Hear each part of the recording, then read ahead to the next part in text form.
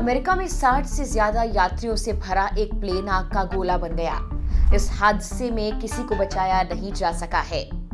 हादसा तब हुआ था जब अमेरिकी सेना के हेलीकॉप्टर की यात्री विमान के साथ जोरदार टक्कर हुई थी। लेकिन अब इस हादसे को साजिश कहा जा रहा है। खुद डोनाल्ड ट्रंप ने इसे लेकर शक जाहिर किया है। सोशल मीडिया पर यह कहा जा रहा है कि अमेरिकी सेना के हेलीकॉप्टर ने जानबूझकर प्लेन को टक्कर मारी। अब ऐसा कहने के पीछे क्या कारण है? ट्रंप ने क्या साजिश की बात मानी है? प्लेन हादसे के पीछे की संभावित वजहें क्या हो सकती है? एक्सपर्ट्स क्या मानते हैं? ये सब जानने से पहले आप प्लेन हादसे का वो वीडियो देखिए जो जमकर वायरल हो रहा है।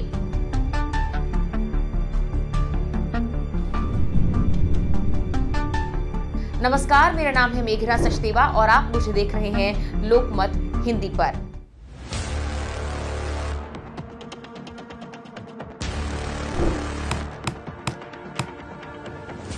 सबसे पहले ये जान लीजिए कि अमेरिका की राजधानी वॉशिंगटन डीसी के रीगन नेशनल एयरपोर्ट के पास यात्री विमान और सेना के हेलीकॉप्टर की भयावह टक्कर हुई।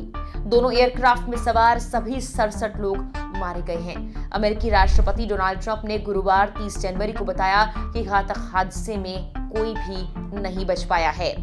हादसा बुधवार देर रात को हुआ था जब अमेरिकी सेना का ब्लैक हॉक हेलीकॉप्टर एक यात्री जेट विमान से टकरा गया था। कैंस से आ रहा ये विमान वॉशिंगटन डीसी के रीगन नेशनल एयरपोर्ट पर उतरने की तैयारी कर रहा था। टक्कर के बाद विमान में जोरदार विस्फोट हुआ और 2 टुकड़े में होकर ये पोटोमैक नदी में जा गिरा।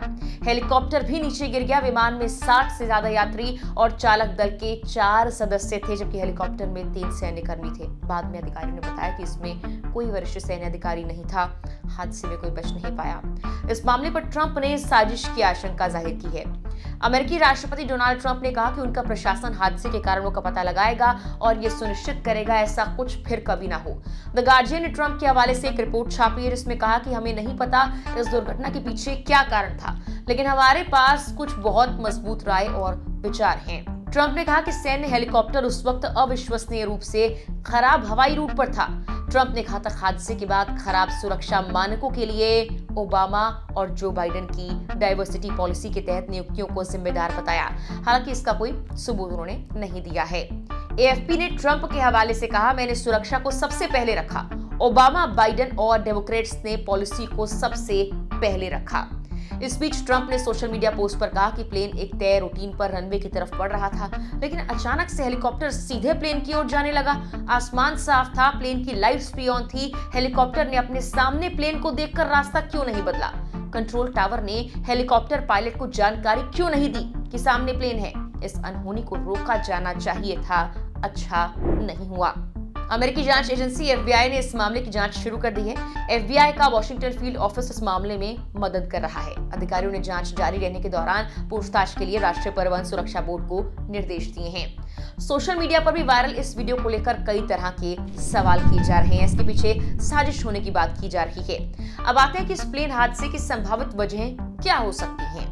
एनबीसी न्यूज की एक रिपोर्ट के मुताबिक एक्सपर्ट्स कहते हैं कि जांचकर्ताओं का ध्यान कई तरह के फैक्टर्स पर रहेगा, जिसमें एक स्वचालित प्रणाली भी शामिल होगी, जिसे विमान के पायलट को चेतावनी देनी चाहिए थी कि कोई अन्य विमान पास में है ताकि खतरे को टाला जाता। उन्होंने बताया कि कमर्शियल जेट में एक सुरक्षा प्रणाली होती है जिसे ट्रैफिक अलर्ट और टकराव बचाव प्रणाली या TCAS कहा जाता है, जो पायलट्स को मौखिक संकेत देता है जब वो किसी अन्य विमान से टकराने के खतरे में हो। यानी आसपास अगर कोई विमान होगा और टकराने का खतरा ज्यादा होगा तो ये सिस्टम पायलट को अलर्ट करता है।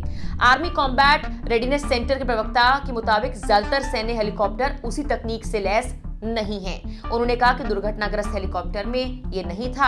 यही वजह हो सकती है कि टक्कर वहां से रोकी नहीं जा सकी।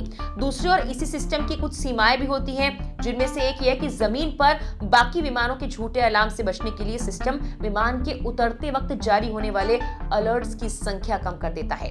विमान ट्रैकिंग वेबसाइट फ्लाइट अवेयर के अनुसार अमेरिकी ईगल की अंतिम दर्ज ऊंचाई 375 फीट थी। हो सकता है उसे खतरे का इसीलिए पता नहीं लगा हो और दोनों में टक्कर हो गई, जिसके चलते सभी की मौत हो गई। हालांकि अधिकारियों ने फिलहाल आगाह किया है कि इस बारे में अभी अनुमान लगाना जल्दबाजी होगी कि दुर्घटना किस कारण से हुई जिसमें विमान के 64 और आर्मी ब्लैक हॉक हेलीकॉप्टर के चालक दल के सभी 3 सदस्यों की मौत हो गई। सारे सिस्टम्स की जांच की जा रही है, उसके बाद ही कुछ कहना संभव हो पाएगा।